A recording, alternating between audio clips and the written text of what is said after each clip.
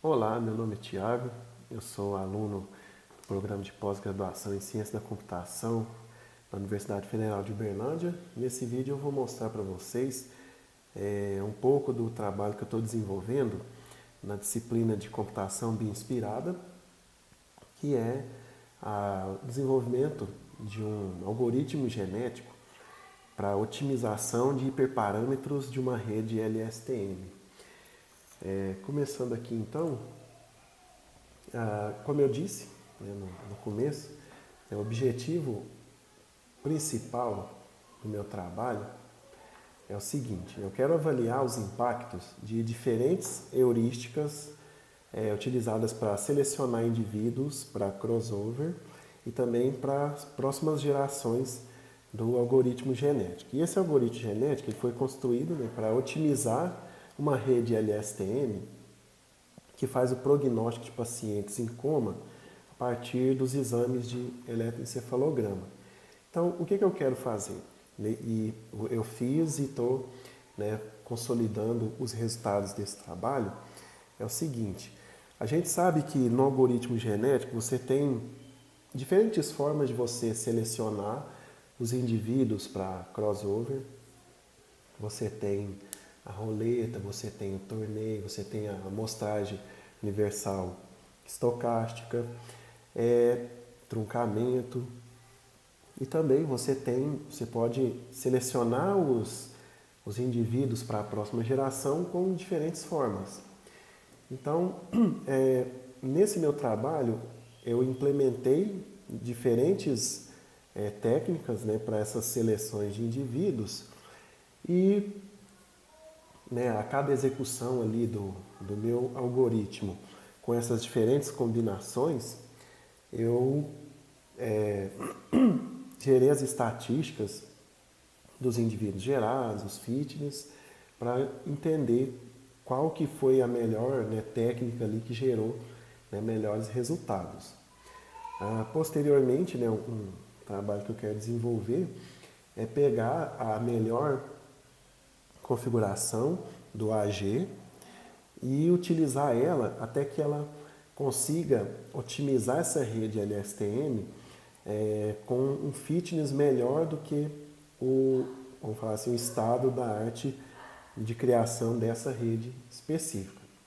Né? E para isso, né, os meus objetivos secundários foram, né, preparar essa rede LSTM para receber diferentes configurações de hiperparâmetros. Nessa rede ela foi desenvolvida por um colega meu, do meu grupo de pesquisa, o Odelmo.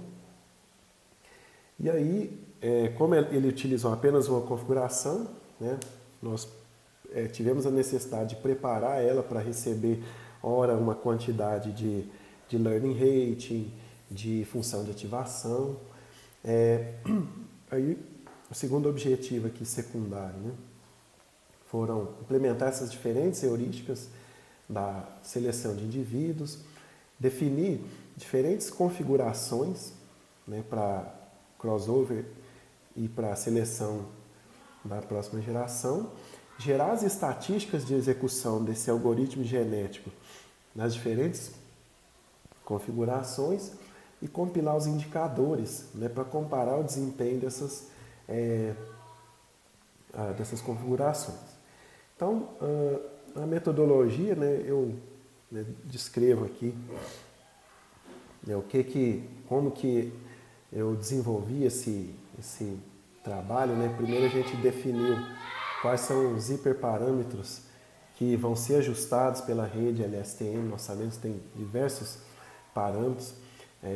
Inclusive o meu orientador, o professor Murilo, ele, né, me indicou, né, quais poderiam ser os melhores hiperparâmetros ali para a gente trabalhar. Depois nós fizemos a definição da modelagem estrutural dos cromossomos desse AG. A gente fez a implementação da função que é criar o cromossomo, criar a população inicial.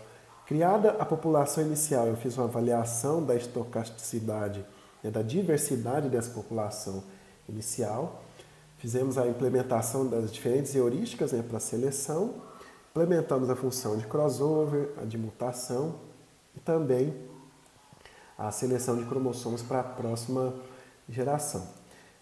E aí nós geramos, né, diferentes configurações para esse AG, combinando, né, as heurísticas aqui da seleção para crossover e a seleção para a próxima geração. Testamos essas diferentes configurações e aqui eu ainda estou finalizando os testes. A gente gerou 12 configurações diferentes e dessas 12 eu já testei e compilei os resultados de 7. 4 delas eu já testei, mas não compilei os resultados e falta testar uma última configuração. Então depois, né, por fim, a gente ia coletar essas estatísticas e criar os indicadores. Na parte da fundamentação teórica, eu ainda não consegui compilar esse conteúdo aqui, mas eu quero concluir ele também. E eu quero falar um pouco sobre os algoritmos genéticos, né? Principalmente nessa parte dos métodos, né, de seleção, essas heurísticas. Depois eu quero falar sobre as redes LSTM, mais especificamente para predição em EEG, só que aí eu quero, né, escrever alguns parágrafos ali falando da rede LSTM, o que é e como elas têm sido usadas na predição de exames de eletro. E também, por fim, o último tópico que eu quero abordar é a otimização de LSTM com algoritmos genéticos. Eu vou compilar esse conteúdo aqui. O desenvolvimento, né, do trabalho, do algoritmo, né, do código-fonte, como que ele se deu, né? Primeira coisa, a gente teve que partir da rede LSTM, que já havia sido desenvolvida, e aí eu quero falar um pouco sobre essa rede. Né? Ela trabalhou com uma base de dados que é composta de 120 exames de eletrocefalograma que foram realizados em pacientes em coma lá do Hospital de Clínicas da UFO. E em cada exame foram utilizados 20 eletrodos nos pacientes. E desses exames, né, os médicos ali, neurologistas, selecionaram 10 trechos de cada exame. E esses 10 trechos, eles possuíam 5.000 pontos de aferição. Então, na aferição dos sinais elétricos ali. Então, essa foi a base de dados utilizada.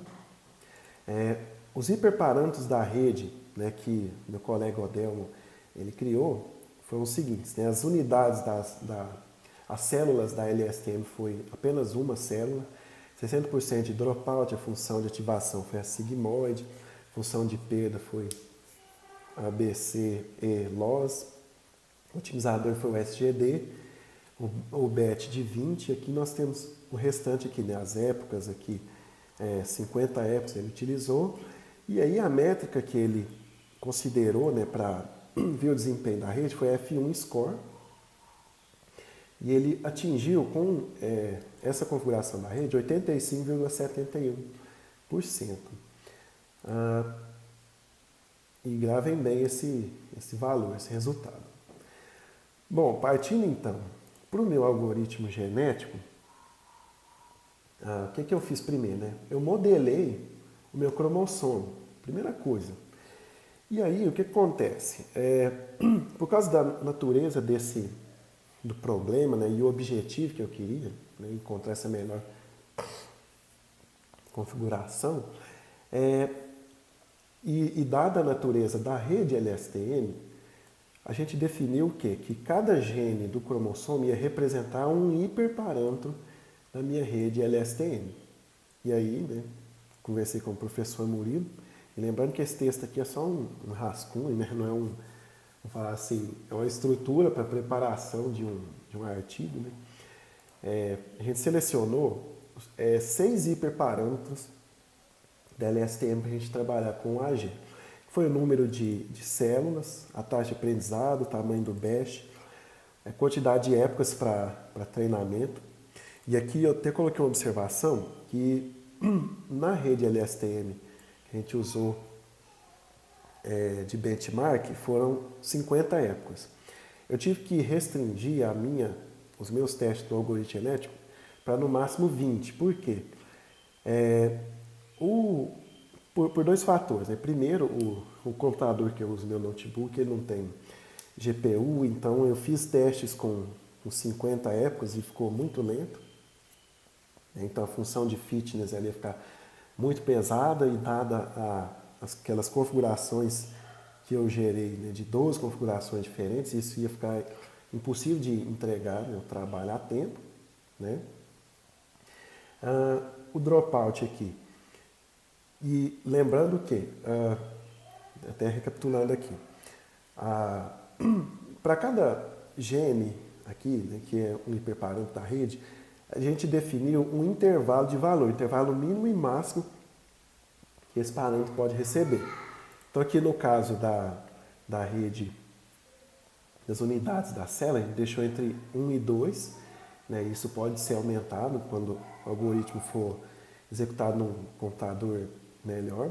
A taxa de aprendizado a gente deixou entre 1/100 e 1/10, tamanho do bash entre 10 e 30, as épocas, né, de 10 e 20, dropout a gente deixou entre 10 e 60%, e as funções de ativação foi uma lista, né, que foi a sigmoide, a tan, ReLU, Lick, ReLU e a ILU.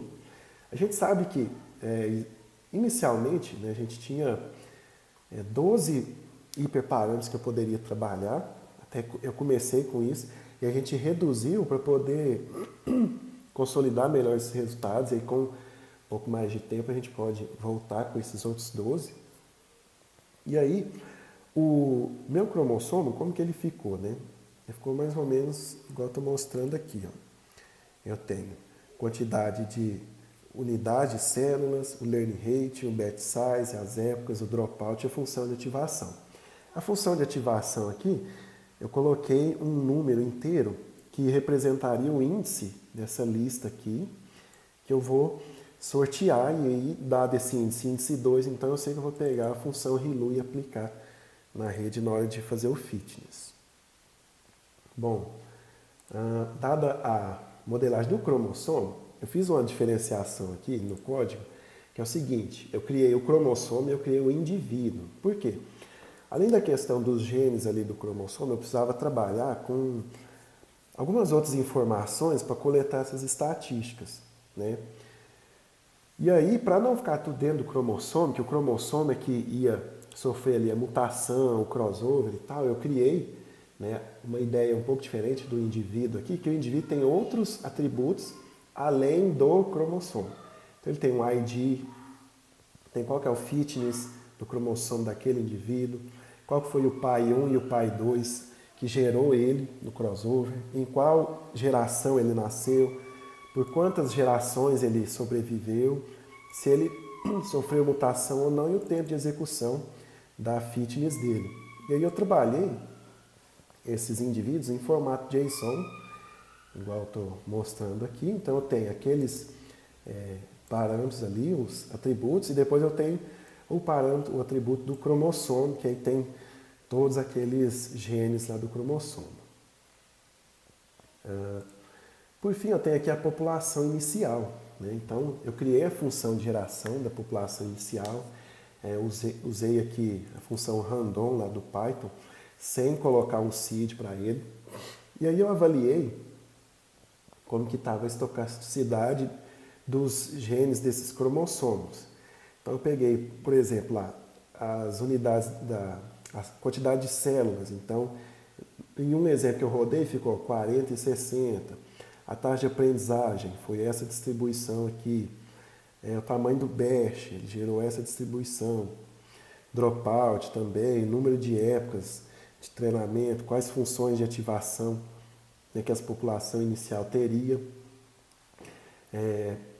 E aí, com isso, eu tive condição, né, de prosseguir para o desenvolvimento da função de aptidão. E aí a função de aptidão, né, basicamente, o que ela faz? Né? Ela pega os hiperparâmetros do cromossomo e aplica na rede LSTM. E aí, depois de validar o modelo, a gente retorna qual foi a F1 score, que na verdade é a média da F1 Score, porque a gente usou a validação cruzada estratificada, né? No exemplo, né, da rede que o Odelmo desenvolveu, ele gerou 10 folds, né? Então ia fazer 10 validações cruzadas. E no meu caso aqui, por conta da limitação do meu notebook, eu tive que restringir a 2 folds, né? E assim, só para fins didáticos aqui, né, para validação mesmo, publicação do artigo, a gente quer colocar o mesmo nível, né, de folds, de épocas de treinamento que o Odelmo utilizou. E aí a gente gerava a média, né, de cada uma das validações do modelo em cada fold, gerava a média da F1 Score e retornava. E aí o que acontece? A minha fitness, eu tive que fazer um tratamento pelo seguinte: tinha algumas combinações de hiperparâmetros que geravam, que davam um erro de execução na hora de rodar o modelo. Então, para esses, eu chamei de cromossomos inválidos, e aí eu atribuí uma fitness bem baixa para ele, de 1% só. Então a gente tinha, vamos supor, fitness 60%, 50%, 40%, esses que davam erro, eu gerava um fitness de 1% para ele. E aí o que acontece? Como essa função de fitness ela ficou pesada, eu criei um controle que foi o seguinte: caso, antes de executar o fitness, eu pegava os parâmetros ali do cromossomo e eu tinha uma lista que eu guardava os fitness que já haviam sido calculados de acordo com a configuração do cromossomo. Então, se eu recebesse um cromossomo ali com os mesmos genes de um outro cromossomo que já havia sido calculado o fitness, aí eu não calculava o fitness de novo, eu só recuperava esse valor e atribuía para o fitness daquele cromossomo.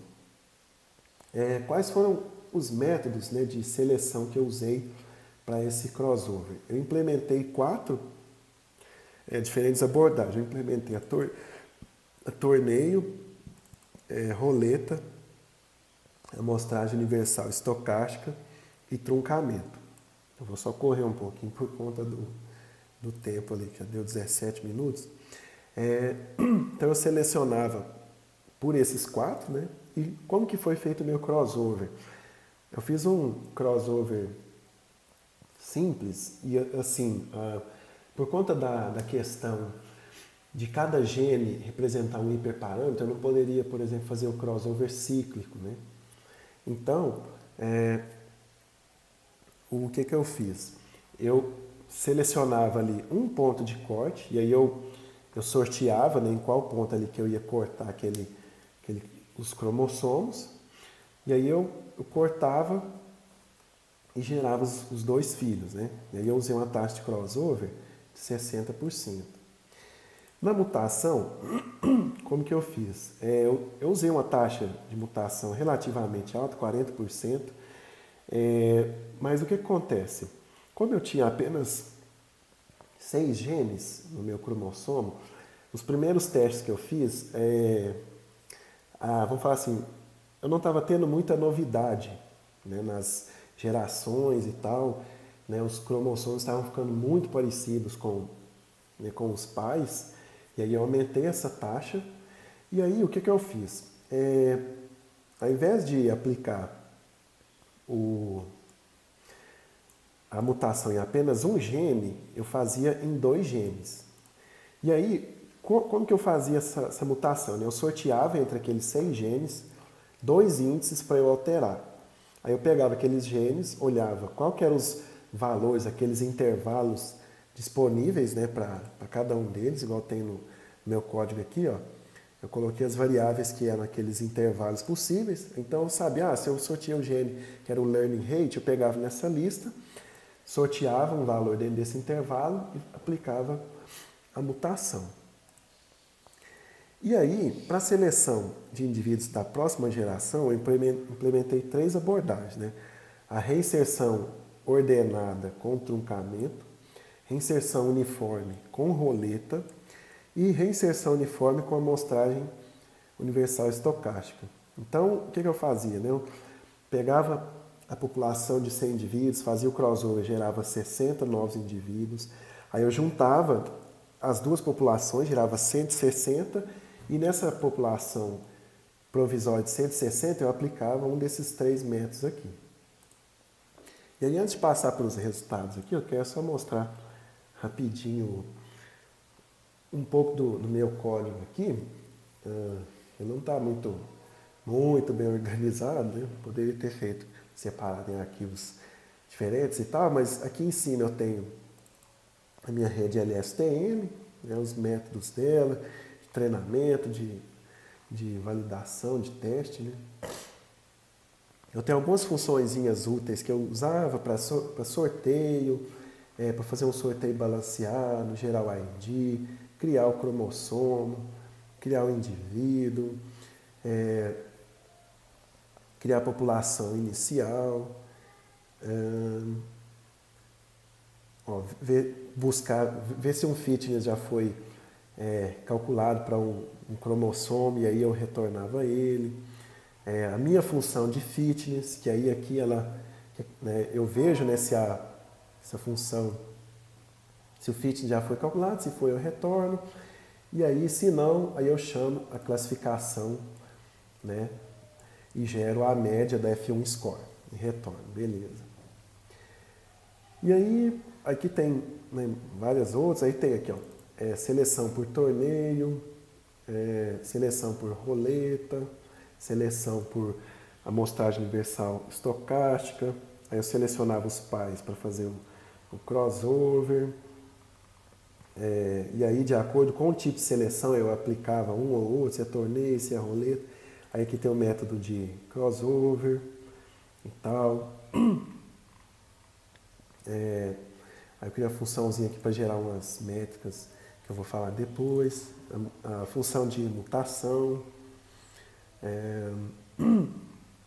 Função para gerar uns outputs aqui, para eu ir acompanhando o processo. E aí tem o algoritmo genético em si, né? Que aí no algoritmo genético, o que eu faço? Eu gero aqui a população inicial, avalio a população inicial, e aí eu começo a percorrer durante aquelas gerações, e eu utilizei 50 gerações, eu faço o quê? Faço o crossover, aplico a mutação nos filhos, calculo o fitness dos filhos, aí eu uno a população de 100, que é dos pais, mais a nova de 60, e aplico a seleção para a próxima geração. E aí depois aqui eu vou, e no final da execução eu retorno a população final aqui, só para ter um dado ali. E aqui é a chamada do meu algoritmo genético. Ó, usei a população de 100, taxa de crossover de 60%, mutação de 40%, pontos de mutação 2 pontos, 50 gerações e 2 folds para validação cruzada. E aí aqui são as configurações, as 4 configurações para seleção do crossover e 3 configurações para seleção da próxima geração. Então eu ia combinando. Voltando aqui.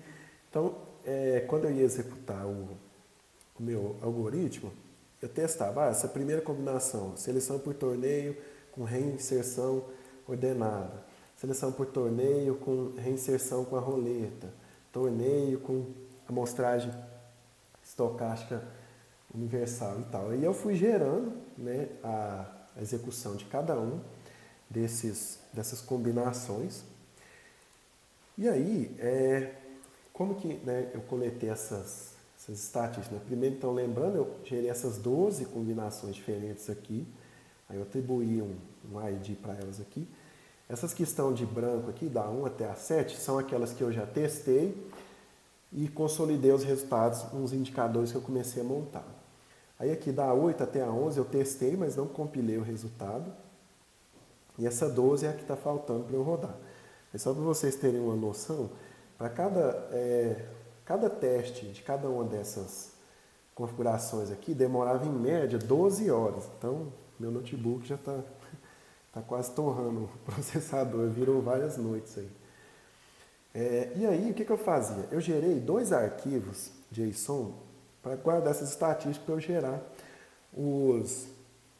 os indicadores. Um tinha só os indivíduos, e aí eu pegava esse indivíduo, desde o nascimento dele, eu ia incrementando, por exemplo, a cada geração que ele sobrevivia, eu incrementava e tal.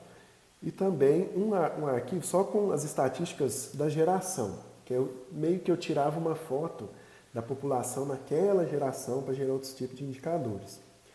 E aí eu comecei a criar um painel de dashboards no Power BI, e aí já tem algumas coisas aqui que a gente já consegue tirar alguns insights com os dados que eu tenho até agora. Lembrando que eu testei, consegui compilar 7 configurações diferentes, né? Aí eu coloquei aqui, qual que é a minha configuração? Seleção por roleta, com isso aqui para crossover e para reinserção da nova população, inserção uniforme por roleta. Aí eu dei uma sigla aqui para ela, para diminuir o tamanho aqui, né, para colocar nos gráficos, nas legendas. E aí, nessa primeira aqui, eu tenho um resumo que eu consigo ver que a combinação de seleção por roleta e reinserção uniforme com roleta também foi a execução que me deu a melhor aptidão. 61,96. Ela teve uma aptidão média de 24 e ela gerou aqui um número até alto, se a gente for olhar, de indivíduos inválidos, né? Que é aqueles indivíduos que, quando eu pegava os genes dele e aplicava no modelo, dava um erro de execução na hora de classificar, né? E aí eu pus um try-catch, gerava uma exceção lá. E aí a gente tem outros, por exemplo, esse aqui, o seleção por torneio, ele gerou uma aptidão até razoavelmente um pouco próxima da melhor aqui, e com um número bem menor de indivíduos inválidos. Então, assim, ele gerou melhores indivíduos. Mas lembrando que a seleção por torneio, ela tem um certo nível de pressão seletiva também, igual a roleta, né? A amostragem universal estocástica já não tem tanto. E aí, o que eu fiz? Eu peguei, de cada combinação diferente aqui, eu peguei os indivíduos, que geraram essa melhor aptidão aqui. Então eu coloquei aqui, para eu saber quais hiperparâmetros geraram, quais hiperparâmetros da LSTM geraram aquela melhor aptidão. Então, por exemplo, nessa aqui que é a seleção por roleta e a reinserção uniforme por roleta, eu gerei o seguinte, esse meu indivíduo, ele nasceu na 30ª geração, ele viveu por 2 gerações, ele sofreu mutação, e a gente vê aqui que todos que geraram as melhores aptidões aqui, em cada um eles eram mutantes. E aí eu tenho qual foi a função de ativação que eu gerei, qual foi utilizada, o tamanho do batch, a learning rate, o dropout, quantas épocas eu treinei e a quantidade de células da LSTM. Então a ideia, depois que a gente colocar outros hiperparâmetros, é aumentar essa tabela aqui. E aí eu gerei um gráfico aqui também com a aptidão, a melhor aptidão e a média em cada uma das combinações, E aí eu gerei alguns gráficos aqui com as gerações. O primeiro que mostra a evolução do melhor fitness. Então, nesse aqui, a gente vê que foi a seleção por torneio e a reinserção ordenada. Que na 11ª geração ele já atingiu, convergiu, E foi, convergiu lá na 11, geração 11 e foi até o final. Aqui, aquele que deu a melhor fitness, foi só lá na 31 e mesmo assim ele chegou aqui, começou a convergir lá na geração 43. Então aqui, vamos pegar aqui, alguém que teve uma... aqui, esse aqui, Ele teve uma convergência prematura, seleção por roleta e reinserção com a reinserção uniforme com a amostragem universal estocástica. Ele começou desde a primeira geração, ele convergiu, foi até a geração 40, depois na 41 que ele mudou um pouquinho, E aí ele já depois caiu aqui no final. E também aqui, ó, outro gráfico que eu gerei foi a evolução do fitness médio da população, para ver o quanto, né, os cromossomos ali, eles estavam, né, melhorando ao longo do tempo. E aí a gente vê, né, que ó, a seleção por torneio com reinserção ordenada, ó, ela foi a que convergiu mais cedo todos os cromossomos. Ó. Lá na geração 17 já convergiu todos os cromossomos, e aí mesmo aplicando mutação, ó, não teve mudança. E aí, aquela que eu falei que é a seleção por roleta com reinserção, que é essa aqui, ó, a roxinha, esse roxo mais claro aqui. Você vê que ele vai ao longo do tempo e ele demora para convergir, né, todos os cromossomos. E aí também eu criei um gráficozinho aqui, mostrando, né, a redução dos cromossomos inválidos. A gente começa lá na população inicial com vários inválidos e vai reduzindo ao longo do tempo. Aí tem algumas combinações que vez ou outra dá um número um pouco maior, né? Esse aqui deu 3 e tal, mas vão sempre caminhando perto de zero. E aí eu tenho alguns outros indicadores que eu quero construir para comparar, né? Porque o objetivo do meu trabalho é comparar essas diferentes combinações entre seleção para crossover, com a mutação e a seleção para a próxima geração. Então eu quero gerar alguns indicadores onde eu consiga analisar o crossover com a mutação. Na parte de seleção de pais, por exemplo, numa geração, quantos pais diferentes foram selecionados? Qual foi o percentual de casais, de pares ali que tinham o mesmo cromossomo no pai 1 e no pai 2?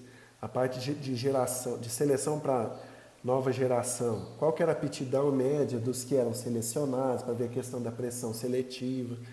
Eu quero medir também a quantidade de morte prematura, ou seja, um cromossomo ele nasce numa geração, num crossover, e morre na mesma geração, ele não passa para a próxima geração, né, para mostrar também um pouco da pressão seletiva, qual que era o tempo de vida, o tempo médio, né, de vida dos cromossomos. E por fim eu vou colocar nesse painel aqui também uma tabela geralzona com todos os cromossomos aí que eu gerei nas 12 combinações. Então assim, isso aqui foi o que eu consegui avançar até o momento, né? Fiquei aí mais ou menos umas 3 semanas desenvolvendo o trabalho e achei muito interessante, né? Pude aprender bastante a técnica, né? E é isso. Muito obrigado a todos.